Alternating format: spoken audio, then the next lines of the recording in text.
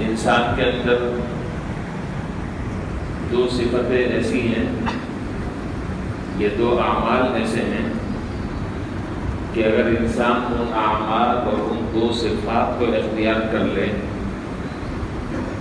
تو بہت معمولی سے آدمی کو اللہ تعالیٰ وہ مقام اور وہ مرتبہ، وہ رتبہ، وہ درجہ عطا فرماتے ہیں کہ انسان کی عقل دنگ رہ جاتی ہے،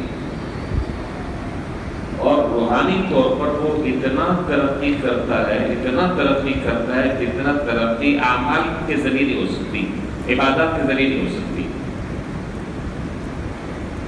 آپ حیران ہو رہے کہ وہ کون سے ایسا کوئی چھو منتر ہے،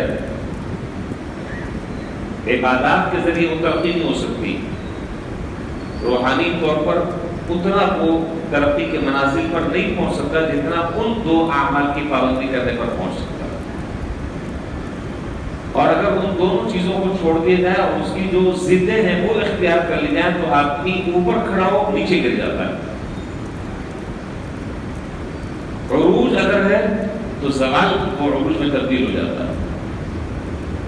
وہ دو صفتیں کون سی ہیں؟ ان میں سے ایک کا میں نے بہت اختصار کے ساتھ پرسوں ذکر کیا، اور یہ بات جو میں کہہ رہا ہوں یہ میں نہیں کہہ رہا، بڑے بڑے لوگوں نے لکھا ہے۔ ہمارے یہاں کتاب پڑھائی جاتی ہے عربی میں، پہلے پڑھاتے تھے، ہم نے بھی پڑھی ہے، پتہ نہیں پڑھاتے ہیں کہ نہیں۔ عربی ادب کی کتاب ہے، اس کتاب کا نام ہے روضۃ الادب، اس میں مقولہ لکھا ہے اکل الحلال وصدق المقال کلاہما علامتان لصاحب الکمال، کہ دو چیزیں ہیں، ایک تو حلال کھانا اور دوسرا سچ بولنا، یہ دونوں کے دونوں علامتیں ہیں کسی انسان کے کامل ہونے کی۔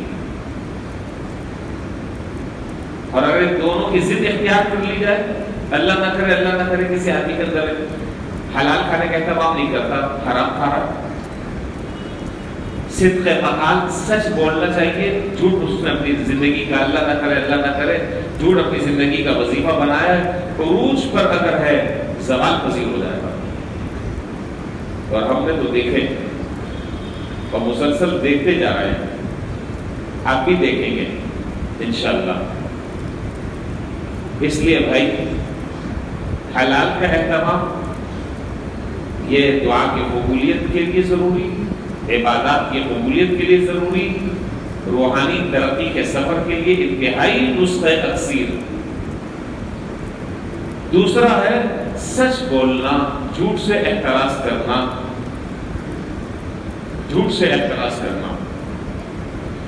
اور میں تو اس سے بھی بڑھ کر آگے ایک اور بات ذکر کر رہا ہوں۔ دیکھیں ہم میں سے ہر آدمی، اللہ تعالیٰ معاف کرے، ہر آدمی بولتا ہے، لیکن اس کی فکر ہمیں کرنی چاہیے کہ بہت غلط عادت ہے جس کو ہم نے اپنایا ہوا ہے۔ آہستہ رفتہ اس کو چھوڑنا چاہیے، اس کا انجام اچھا نہیں ہے، انجام خطرناک ہے۔ تو پہلا جو درجہ ہے ایک آدمی اللہ نہ کرے اگر اس کے اندر اس کی عادت ہے اور وہ چھوڑنے کی ہمت کر رہا ہے، کوشش کر رہا ہے، دعا کر رہا ہے، 10 جھوٹ بولتا تھا، آج 1 چھوڑ دیا، اب 9 بول رہا ہے، 1 چھوڑ رہا ہے، لیکن پہلے درجے میں جو بات ضروری ہے وہ یہ کہ کم سے کم جھوٹ کو جھوٹ سمجھ کر بولے۔ اب آپ کے شاید یہ فتویٰ دے رہا ہے کہ جھوٹ بولو، لیکن جھوٹ سمجھ کر بولو، میں فتویٰ نہیں دے رہا آپ کو، میں اس گناہ کو چھڑانے کا نسخہ بتلا رہا ہوں۔ یہ جو لت پڑی ہوئی ہے اس کے چھوٹ جائے گی، بس گناہ کو گناہ سمجھو، اللہ نے چاہے انشاءاللہ ایک دن ایسا آئے گا کہ شرمندگی ہوگی، ندامت ہوگی، افسوس ہوگا، اور اللہ نے چاہے انشاءاللہ یہ عادت ختم ہو جائے گی۔ اور یہ ایک گناہ ایسا ہے جو پتہ نہیں نہ جانے کتنے گناہوں کا مجموعہ ہے۔ مجھے روایت یاد آتی، جناب نبی کریم صلی اللہ علیہ وسلم کی خدمت میں، بڑی عجیب روایت ہے، حضور صلی اللہ علیہ وسلم کی خدمت میں ایک صاحب حاضر ہوئے اور انہوں نے کہا کہ میں اسلام لے کر آتا ہوں، لیکن ایک شرط ہے۔ پہلے کے لوگ بڑے سچے تھے، اسلام لے کر آتا ہوں لیکن ایک شرط کے ساتھ، اسلام بھی قبول کر رہا ہے اور شرطیں بھی ساتھ لگا رہا ہے۔ ہمارے جیسا کوئی آدمی ہوتا تو کہتا ہے کہ بھائی کیا وہ فرمائشی پروگرام چل رہا ہے؟ لیکن حضور تو رحمت للعالمین تھے، حکیم الامت تھے. اچھا شرط بھی عجیب و غریب لگائی، کہا کہ جی ایمان لے کر آتا ہوں، مسلمان ہوتا ہوں، لیکن ایک شرط یہ کہ جتنی برائیاں کرتا ہوں کوئی برائی نہیں چھوڑوں گا. آپ نے کہا چلو شرط منظور ہے. ہمارے جیسا ہوتا تو مار کر بھگا دیتا. آپ نے کہا کہ اچھا ایک برائی چھوڑ سکتے ہو. اب آپ دیکھیں، آپ نے فرمایا کہ ایک برائی چھوڑ سکتے ہو، کوئی نہیں چھوڑنا، کوئی نہیں چھوڑنا، ایک چھوڑ سکتے ہو. کہا کہ جی ایک تو میں خوشی سے چھوڑ دوں گا. اور وہ بڑا خوشی خوشی جو ہے وہ حضور کے مہینے سے رخصت ہوا. اور آپ نے کہا کہ وہ برائی جو ہے وہ یہ ہے کہ جھوٹ نہیں بولنا ہے کسی حال میں. کہا کہ جی یہ کیا مسئلہ ہے، میں تو بڑے بڑے گناہ کرتا ہوں، یہ تو بہت معمولی سا ہے. ٹھیک ہے جی معاہدہ ہو گیا آپ سے. اگلے دن جب گھر پہنچا وہ عادتیں تو بری عادتیں تو پڑی نہیں تھی، وہ پینے پلانے کی عادت پڑی نہیں تھی. اب جب شراب کی بوتل ہاتھ میں لی تو اب ایک لمحے کے لیے ذرا سا رکا اور ذرا سا توقف کیا اور سوچا کہ دیکھو اگر میں پکڑا جاتا ہوں تو ظاہر ہے کہ حد شرب خمر میرے اوپر جاری ہوگی، حد جاری ہوگی، رسوائی الگ ہوگی، بےعزتی الگ ہوگی.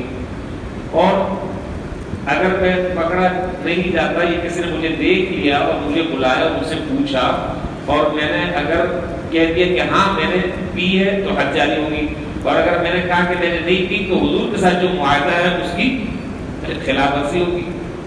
یہ گناہ چھوٹ گیا. اگلے دن جو ہے وہ کسی اور گناہ میں اسی طریقے سے خیال آیا کرنے کا. پھر یہ ذہن میں بات آئی کہ بھائی اگر کر لیا، پکڑا گیا، اقرار کروا لیا تو بےعزتی، اور اگر اقرار نہیں کروایا تو جھوٹ. اگلے دن صبح جو ہے حضور کی خدمت میں حاضر ہوا اور کہا کہ میں تو قربان جاؤں آپ پر. میں تو آیا تھا آپ کے پاس ایک برائی چھڑوانے، اور آپ نے تو اس ایک کی وجہ سے ساری برائی مجھ سے چھڑوا دی. میں تو آیا تھا آپ کے پاس ایک برائی چھڑوانے، لیکن ایسا نسخہ آپ نے تجویز فرمایا، ایسا نسخہ کہ وہ ایک کے بجائے ساری کی ساری برائیاں جو ہیں وہ چھوٹ دیں. تو اس لیے بھائی میں یہ عرض کر رہا ہوں کہ یہ جو بیماری ہے جھوٹ بولنے کی بیماری، کم سے کم پہلا درجہ یہ کہ اس کو جھوٹ سمجھے. اور میں نے ابھی حدیث پڑھی ترمذی شریف میں، یہ روایت ہے کہ جناب نبی کریم صلی اللہ علیہ وسلم نے ارشاد فرمایا کہ جب بندہ جھوٹ بولتا ہے تو فرشتے اس جھوٹ کی بدبو سے 1 میل دور چلے جاتے ہیں، اس کی بو برداشت نہیں کر پاتے. اور فرشتے بھی کون سے؟ جو محافظین ہیں، جو کرامت کاتبین ہیں، جو محافظین ہیں، وہ 1 میل دور چلے جاتے ہیں اس کی بدبو سے، قریب نہیں آتے.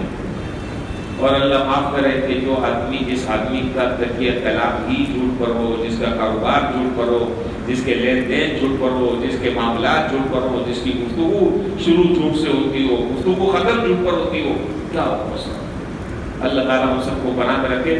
یہ میں باتیں رمضان میں اس لیے کرتا ہوں کہ رمضان میں دل طرح سے اللہ تعالیٰ کی طرف متوجہ ہوتا ہے. آدمی کے اندر یہ برائی اگر ہے تو رو رو کر اللہ سے دعا کر کر اس کو چھڑوائے کہ یہ گناہ یہ چھوٹ جائے. اسی طریقے سے ایک حدیث میں جناب نبی کریم صلی اللہ علیہ وسلم کے بعد ایک صاحب آئے اور انہوں نے آ کر عجیب و غریب سوال کیا. انہوں نے کہا کہ اللہ کے رسول یہ فرمائیں کہ کیا مومن بخیل ہو سکتا ہے؟ کنجوس. آپ نے کہا کہ ہاں ہو سکتا ہے، بخیل ہو سکتا ہے. کس وجہ سے ہو سکتا ہے؟ المبخلہ، جب اس کے بچے ہوتے ہیں، اولاد بڑھتی ہے تو پھر بخل ستانے لگتا ہے، ورنہ اس سے پہلے جو ہے وہ ٹھیک ٹھاک رہتا ہے. جب بچے ہو گئے، اولادیں ہو گئی، تو اب جو ہے وہ شیطان یہ کہتا ہے کہ بھائی سارا خرچ کر دو گے تو پیچھے بچے بھوکے مر جائیں گے، کچھ روک کے رکھو. آدمی پھر کنجوسی کرنا شروع کر دیتا ہے.